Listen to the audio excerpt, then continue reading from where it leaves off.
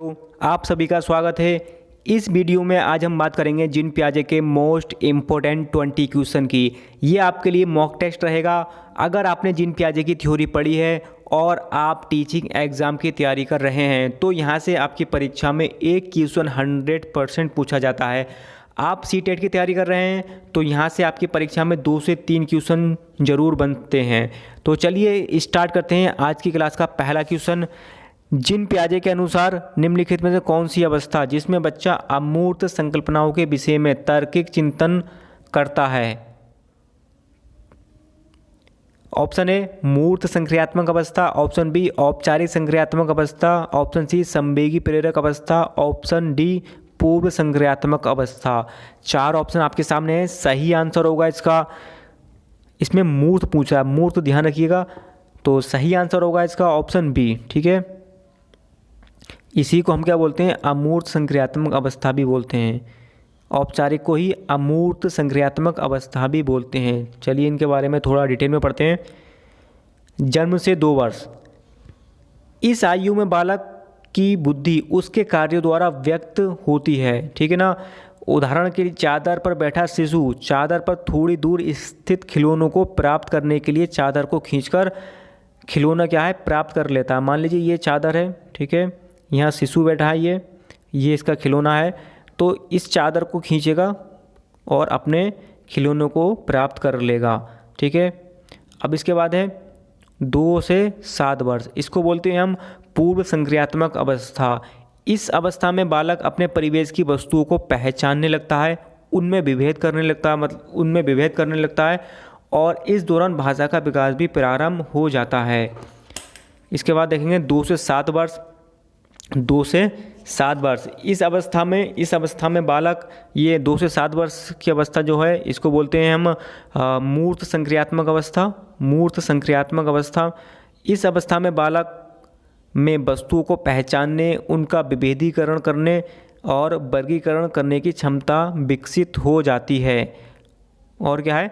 भाषा का पूर्ण विकास तथा अपने पर्यावरण के अनुकूलन करने के लिए उनके नियमों को क्या है सीख लेता है। इसमें भाषा का क्या है पूर्ण विकास हो जाता है और पर्यावरण के साथ अनुकूलन करने की नियमों को भी सीख लेता है। अब नेक्स्ट देखते हैं 11 से ऊपर, इसको हम बोलते हैं औपचारिक या फिर अमूर्त संक्रियात्मक अवस्था।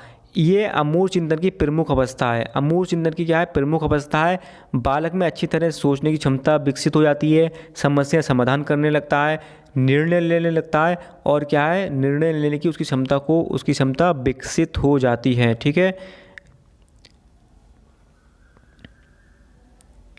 देखिए, अगर अब ये देखिए क्वेश्चन में पूछा गया था कि तार्किक चिंतन करता है। अगर तार्किक चिंतन की जगह यहाँ होता तार्किक चिंतन शुरू कब करता है, अगर यहाँ होता तार्किक चिंतन की जगह शुरू कब करता है तो आपका ऑप्शन हो जाता ए। ठीक है ना, मूर्त संक्रियात्मक अवस्था। अब इसने पूछा तार्किक चिंतन करता है तो ऑप्शन बी होगा, ध्यान रखिएगा। ठीक है। क्वेश्चन नंबर 2 देखते हैं अब। बच्चों में बौद्धिक विकास की 4 विशिष्ट अवस्थाओं की पहचान किसने की? कोहलबर्ग ने, एरिक एरिक्सन ने, स्किनर और पियाजे द्वारा या फिर पियाजे द्वारा। 2 सही आंसर क्या होगा इसका क्वेश्चन 2 का?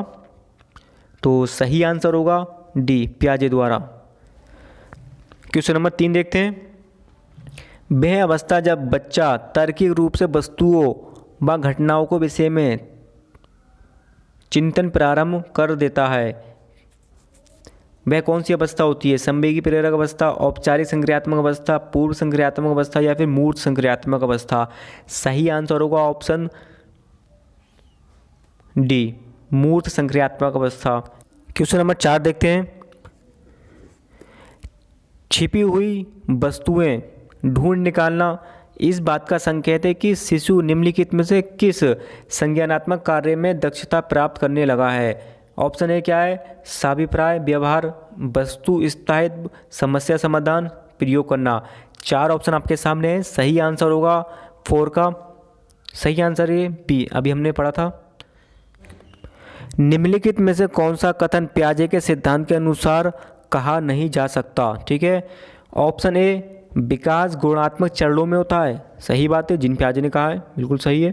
इसके बाद क्या है? ऑप्शन 2, बच्चे अपने दुनिया के बारे में ज्ञान का निर्माण और उपयोग करते हैं, ये भी सही है, ये जिन प्याजे का ये। इसके बाद क्या है, निरंतर अभ्यास से अधिगम होता है, या फिर ऑप्शन 4, बच्चे अपने पर्यावरण पर क्रिया करते हैं, ये भी सही है। तो ऑप्शन इसका 3, ये किसने कहा था, ये आपका थॉर्नडाइक है, उन्होंने कहा ये कि निरंतर अभ्यास से अधिगम होता है, ये थॉर्नडाइक ने कहा है। तो राइट आंसर होगा ऑप्शन सी। इसके बाद देखिए क्वेश्चन नंबर 6 देखेंगे। बालकों की सोच अमूर्तता की अपेक्षा मूर्त अनुभवों एवं प्रयत्नों से होती है, ये अवस्था कौन सी है? 2 से, ये 11 होगा, 2 से 11 वर्ष, या फिर 12 वर्ष से ऊपर, 2 से 7 वर्ष, या फिर जन्म से 2 वर्ष। अभी जब हमने डिटेल पढ़ी थी अवस्थाओं की तो उसमें बताया था, अमूर्त वाला बताया था। तो सही आंसर होगा ऑप्शन ए। क्वेश्चन नंबर 7 देखेंगे। पियाजे के संज्ञानात्मक विकास का सिद्धांत के अनुसार संवेदी क्रियात्मक अवस्था होती है जन्म से 2 वर्ष, 2 से 7, 7 से 11, या फिर 11 से 16 वर्ष। सही आंसर क्या हुआ 7 का? तो सही आंसर है, बहुत इजी आंसर है, ए, जन्म से 2 वर्ष। क्वेश्चन नंबर 8 देखेंगे। घटना और वस्तुओं के बारे में बच्चा तार्किक रूप से सोच सकता है, पियाजे के चरणों के संबंध में कौन सा कथन सही है? ठीक है, सेंसरी तंत्रिका तंत्र, ये प्रारंभिक संचालन प्रक्रिया, मूर्त संचालन प्रक्रिया, औपचारिक संचालन प्रक्रिया। सही आंसर क्या होगा वो आपको बताना है। तो क्वेश्चन नंबर 8 का सही आंसर होगा सी, मूर्त संक्रियात्मक अवस्था। क्वेश्चन नंबर 9 देखेंगे। पियाजे की औपचारिक संक्रियात्मक अवस्था बालक की किस अवधि तक मानी जाती है? क्या पूछ रहा है? औपचारिक संक्रियात्मक अवस्था पूछ रहा है, किस अवधि तक माना जाती है? तो 0 से 2 वर्ष, ये तो आपको पता ही है, 2 से 7, या फिर 7 से 11, फिर या फिर 11 से ऊपर। तो सही आंसर होगा 9 का डी, औपचारिक मूर्त संक्रियात्मक अवस्था 11 से ऊपर तक। ठीक है ना। क्वेश्चन नंबर 10 देखेंगे। वह कौन सा स्थान है जहां बच्चे के संज्ञानात्मक विकास को बेहतर तरीके से परिभाषित किया जा सकता है? ऑप्शन है खेल का मैदान, विद्यालय एवं कक्षा पर्यावरण, सभागार, या फिर घर। सही आंसर होगा ऑप्शन 10 का बी, विद्यालय एवं कक्षा पर्यावरण। क्वेश्चन नंबर 11 के लिए जाएंगे। बच्चे दुनिया के बारे में अपनी समझ का सृजन करते हैं, इसका श्रेय डेक्स को जाता है, किसको जाता है? पियाजे को, पॉवलोव को, कोहलबर को, या फिर स्किनर को। तो 11 का सही आंसर होगा ऑप्शन ए, पियाजे। क्वेश्चन नंबर 12 के लिए जाएंगे। पियाजे के सिद्धांत के अनुसार प्राक संक्रियात्मक अवस्था को अवधि क्या है? 4 से 8 वर्ष, जन्म से 2 वर्ष, 2 से 7 वर्ष, या फिर 5 से 8 वर्ष। क्वेश्चन नंबर 12 सही आंसर होगा ऑप्शन सी, 2 से 7 वर्ष। क्वेश्चन नंबर 13 के लिए जाएंगे। पियाजे के संज्ञानात्मक विकास के चरणों के अनुसार इंद्रिय गामक यानी कि संवेदी प्रेरक अवस्था किसके साथ संबंधित है? सामाजिक मुद्दों से सरोकार, या फिर बी अनुकरण, स्मृति और मानसिक निरूपण। ऑप्शन सी तार्किक रूप से समस्या समाधान की योग्यता। ऑप्शन डी विकल्पों के निर्वाचन और विश्लेषण की योग्यता। तो सही आंसर क्या होगा इसका क्वेश्चन नंबर 13 का? क्वेश्चन नंबर 13 सही आंसर होगा ऑप्शन बी, अनुकरण, स्मृति और मानसिक निरूपण। 14 के लिए जाएंगे। क्वेश्चन नंबर 14, किसी वस्तु के स्थायित्व की अवस्था पियाजे के डेक्स चरण में होती है। वस्तु स्थायित्व की अवस्था किस चरण में होती है? पूर्व संचालन, मूर्त संचालन, औपचारिक संचालन, या फिर संवेदी प्रेरक अवस्था। क्वेश्चन नंबर 14 तो सही आंसर होगा 4। क्वेश्चन नंबर 15 के लिए जाएंगे। पियाजे मुख्यतः डेक्स के क्षेत्र में योगदान के लिए जाने जाते हैं। कौन से क्षेत्र के लिए जाते हैं? इन्होंने कौन सा सिद्धांत दिया है? भाषा विकास का, संज्ञानात्मक का, या फिर नैतिक विकास का, सामाजिक विकास का।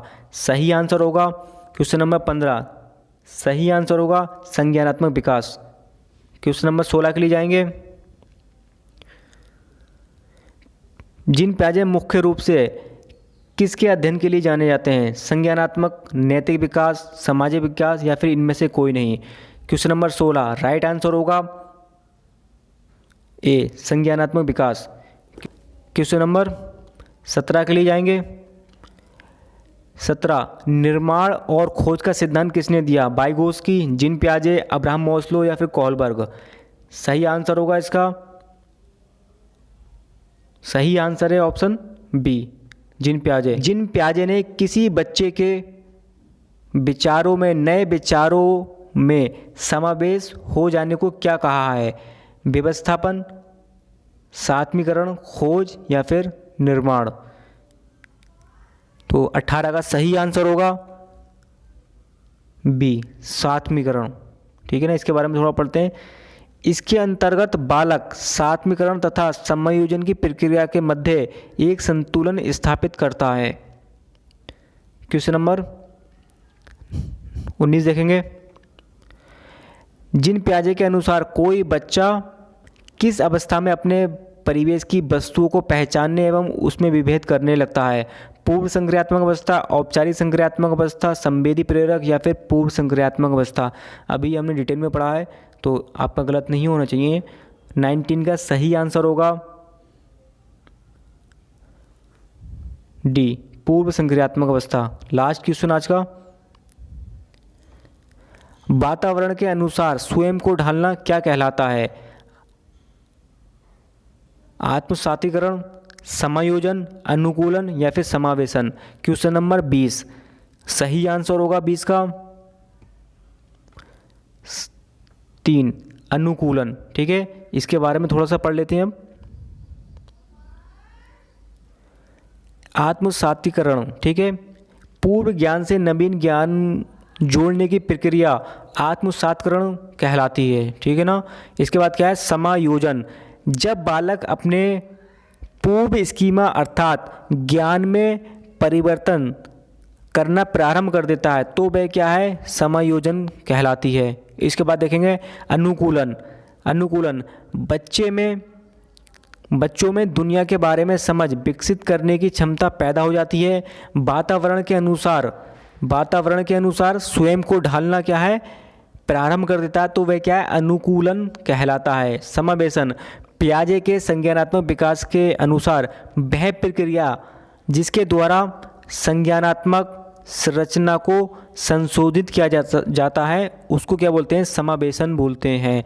तो आज के ये हमारे इम्पोर्टेंट 20 क्वेश्चन थे। आपके कितने क्वेश्चन सही हुए कमेंट बॉक्स में ज़रूर बताइएगा।